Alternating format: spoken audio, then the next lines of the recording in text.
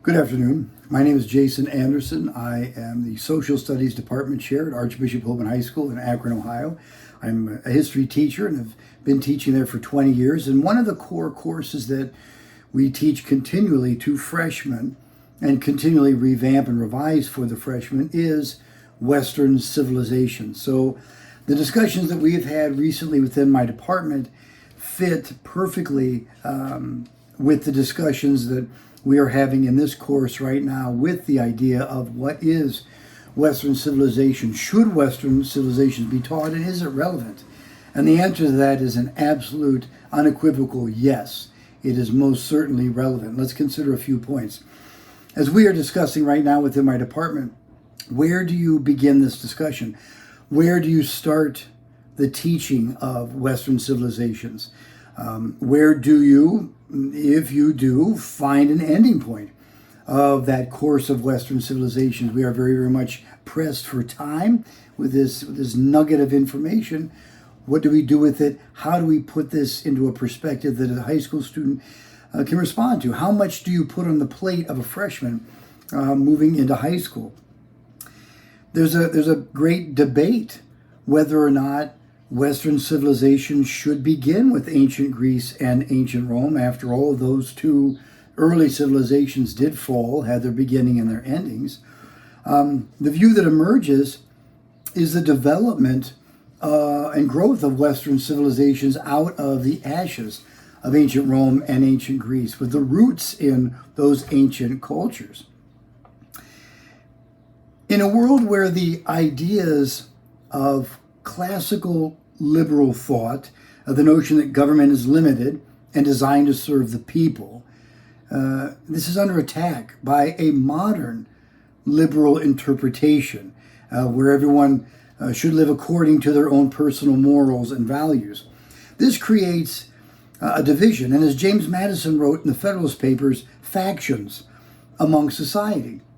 This leads to the breakdown of civilization, of Western civilization, in an every man for himself kind of mentality.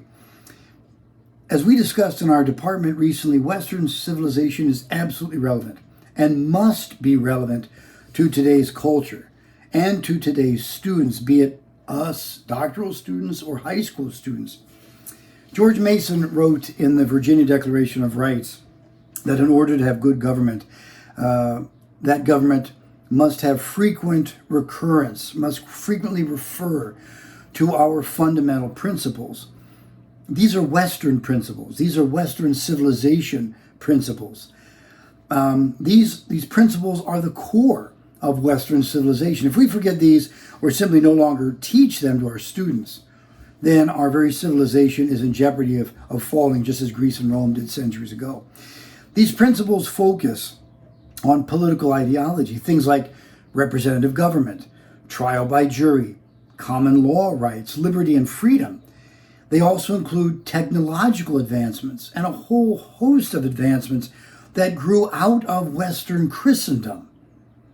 Hospitals, schools, universities, art, music, literature, all of these elements of Western culture that emerges in this Western civilization.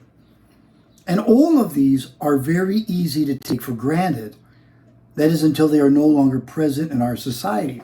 And several of the articles that we read this week in our course discussed the necessity and the work that is required to make certain that these ideas of Western civilization remain relevant and remain prevalent, not by force, but by those fundamental recurrence of those founding principles.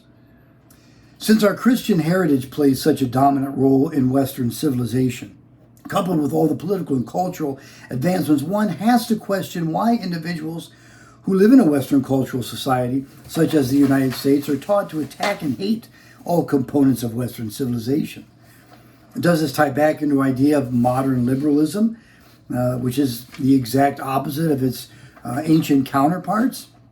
Is it because Christianity is a pillar of Western civilization and Christian teaching often are at odds with personal self-interest? Is it a counter with the ancient Greek notion of sacrificing of self for the betterment of pure freedom?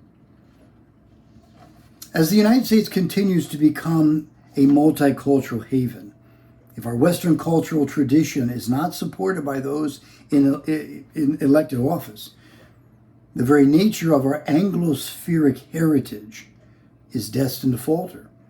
One of the key elements of Western civilizations, representative government, is quickly fading into the very tyranny that the Greeks and Romans wrote and warned about. Thank you for listening.